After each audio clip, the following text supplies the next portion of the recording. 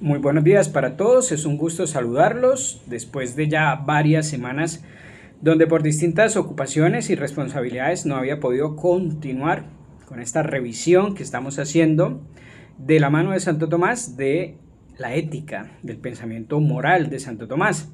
Y habíamos comenzado por la revisión de la primera cuestión de esta segunda parte de la Suma Teológica, en donde Santo Tomás nos entrega el fundamento que él quiere poner a toda su doctrina moral o ética, y que es la consideración o el estudio del fin último de la vida humana. Hemos dicho acá muchas veces que la importancia de estudiar el tema del fin en la ética, en la moral, radica en que así como los primeros principios son la fuente de la verdad en el orden especulativo, ya que todo juicio, todo razonamiento, toda proposición, en últimas tenemos que reconducirla a un primer principio, el principio de contradicción, el principio de finalidad, el principio de causalidad eficiente o algún principio de estos que por su evidencia no requiere ser demostrado, sino que al contrario presta evidencia a todos los demás juicios y hace posible la ciencia. Eso en el terreno de lo especulativo. En el terreno de lo práctico, del hacer, de la conducta, el fin tiene o cumple esa misma función. Todas las acciones, todo el comportamiento humano, libre, voluntario, será bueno o malo, correcto o incorrecto, conducente o no a la plenitud del ser humano, dependiendo de si está adecuadamente ordenado, sujeto al fin de la vida humana. O en otras palabras, toda conducta que está o conduce al fin último real, verdadero, será por ello mismo una conducta que podríamos catalogar como buena, un comportamiento bueno. Y al contrario, toda conducta que se aparta por exceso o por defecto de ese fin último, pues es lo que llamamos una mala conducta, vicio, pecado o muchas otras palabras que se refieren a lo mismo, aunque tienen significados con matices diferentes que iremos viendo seguramente en este estudio que estamos haciendo. Entonces, continuaríamos hoy con el artículo cuarto. El artículo número 4, recordemos que estamos revisando hasta ahora la primera cuestión de esas 5, ese grupito muy importante de 5 cuestiones que abren la prima secunde, la primera parte de la segunda parte de la Suma Teológica. 5 cuestiones, cada una de 8 artículos. Estamos hoy llegando al artículo número 4 de la primera cuestión. Estamos apenas empezando. Vamos a leer qué nos dice Santo Tomás. Santo Tomás se pregunta: utruncit aliquis ultimus finis humanae vitae. Si hay un fin último de la vida humana. Se pregunta Santo Tomás ya casi que de entrada en el cuarto artículo, si se puede decir que existe un último fin, un fin último de la vida humana, porque hemos dicho en varias ocasiones que nos proponemos fines en nuestro obrar cotidiano, diario, es absolutamente evidente, es una evidencia que no podemos negar, que actuamos movidos por fines. Desde que nos levantamos hasta que nos vamos a dormir estamos constantemente proponiéndonos fines, algunos fines pequeñitos de la cotidianidad y otros macro que tienen que ver con el sentido de la vida, el proyecto de la vida o los grandes planes familiares, personales, profesionales, etc.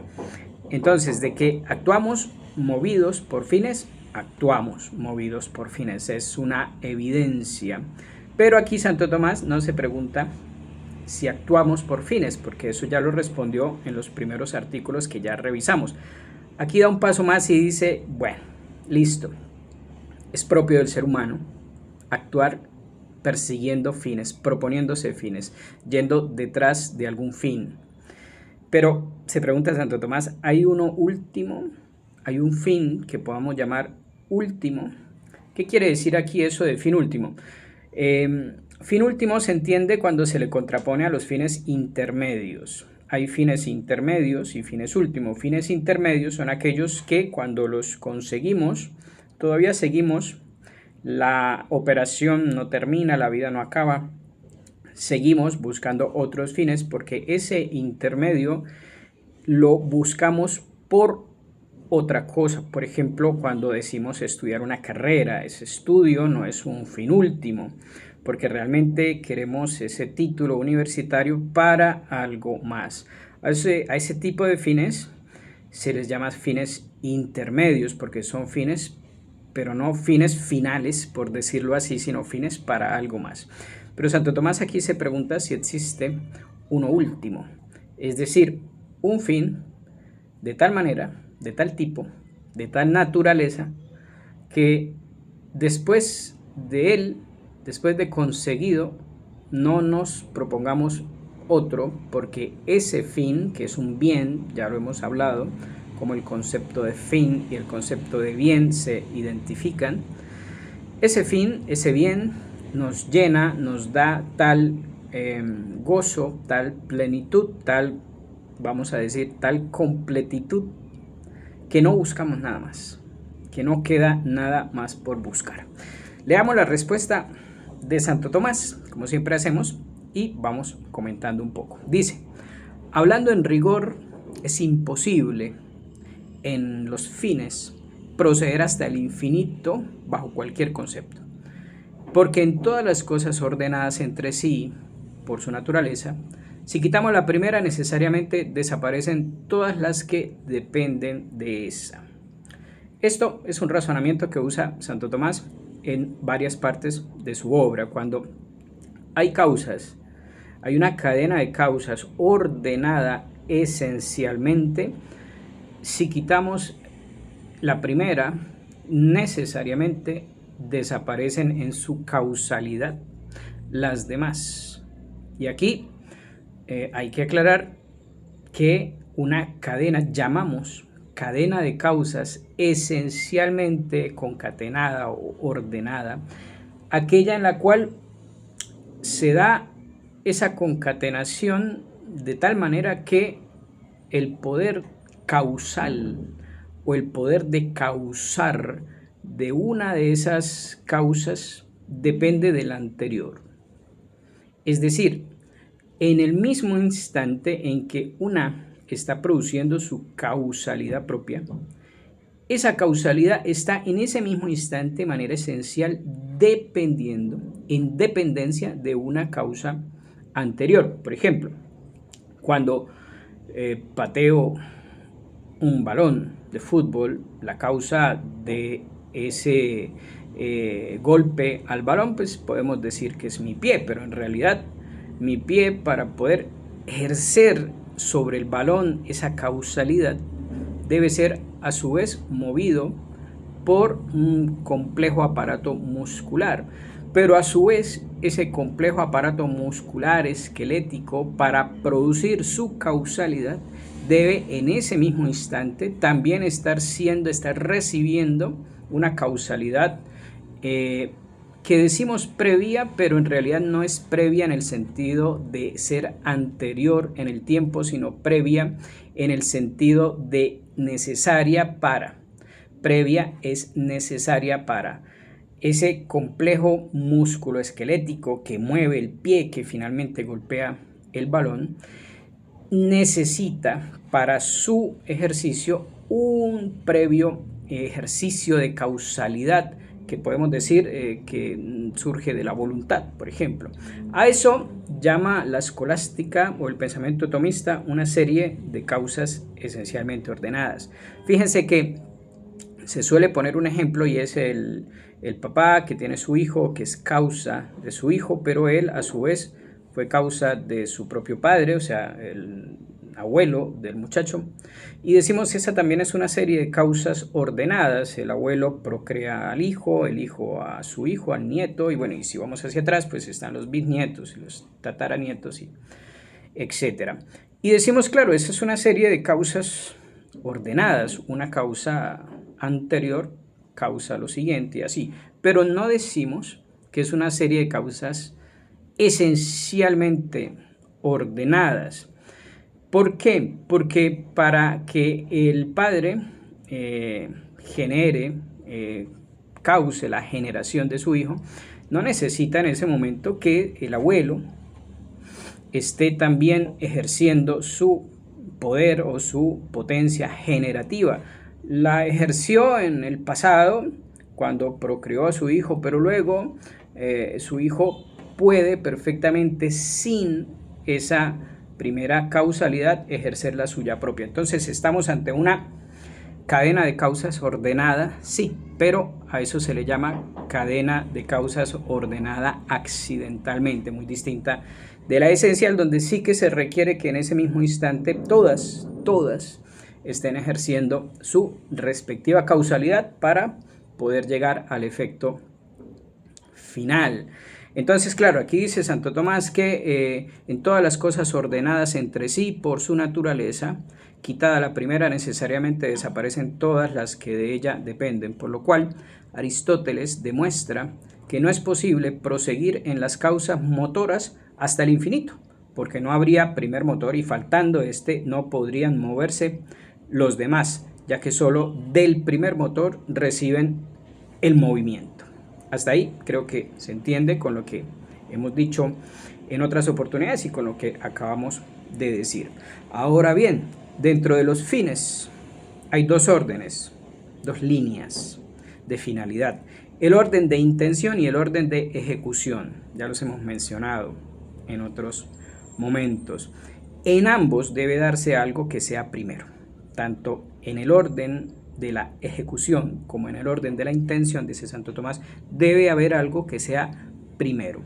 Porque lo que es primero en el orden de la intención, comienza por la intención, que es lo que mueve a la gente, al agente a la acción. En el orden de la intención es como el principio motor del apetito, eso primero que moviliza a la gente a obrar, dice Santo Tomás, es como el principio motor de ese apetito. Y si se subtrae ese principio, no hay quien mueva el apetito, obvio. Por otra parte, lo primero en la ejecución es aquello de donde parte la operación, es lo primero que hacemos ya en el orden de los actos concretos. Voy a ir a estudiar. ¿Qué es lo primero que hago? Levantarme de la cama, el orden de la ejecución. Tengo la intención, en el orden de la intención tengo el ser profesional. En el orden de la ejecución, lo primero que hago es ese primer día de clase, lo primero es despertarme, levantarme de la cama. En ese orden de la ejecución, también dice Santo Tomás, en el orden de la ejecución es aquello de donde parte la operación, es decir, la primera de las operaciones encaminadas a ese fin. Por eso, quitado ese principio, nadie comenzaría a orar. Quiten la levantada de la cama. Igual, tenemos que poner algo primero. No me levanté de la cama, me arrojé de la cama, o me levantaron a la fuerza, o me caí de la cama. Sí, lo que sea, pero de que tiene que haber en el orden de la ejecución también uno primerísimo, es inevitable. El principio de la intención es el último fin. El de la ejecución es el primero de los medios.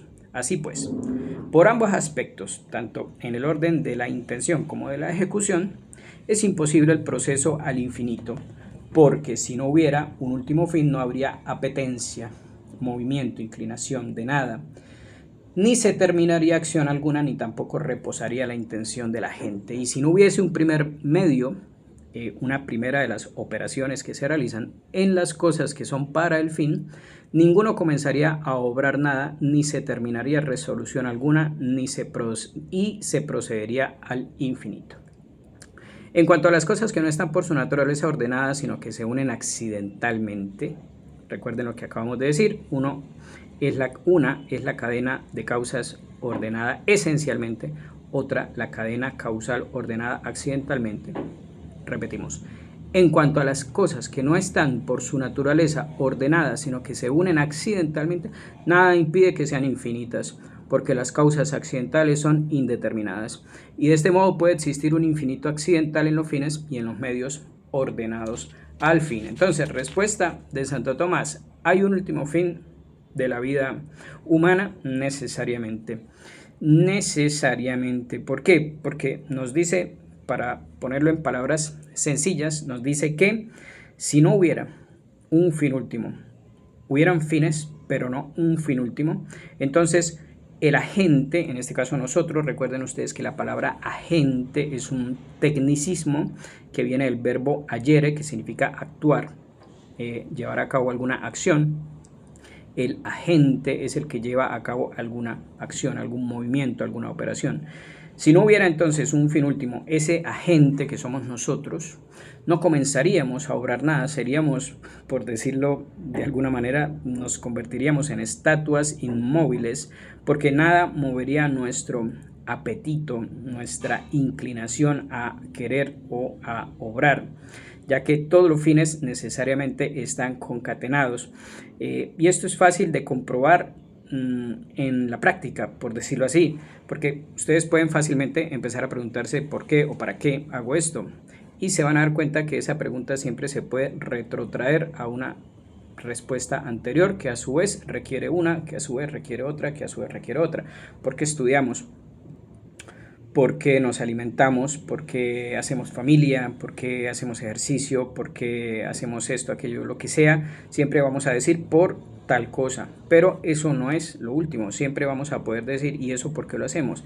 Necesariamente vamos a tener que llegar a un fin, a un porqué, que eso es el fin, el porqué de una acción.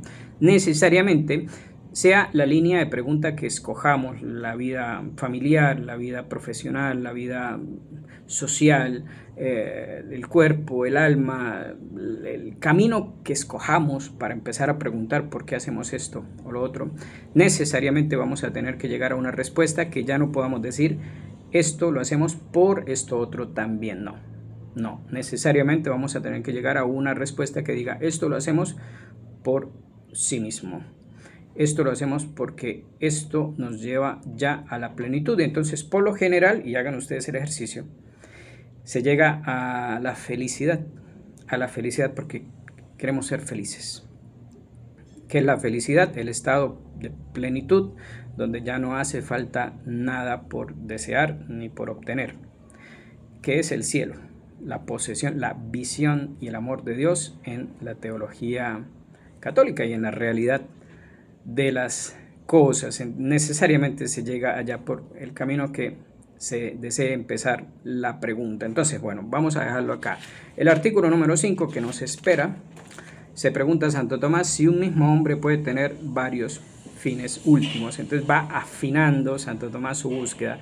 Obramos por fines, listo. Si obramos por fines es propio de nuestra naturaleza. ¿Es exclusivo solo nosotros? No, todos los agentes obran por fines.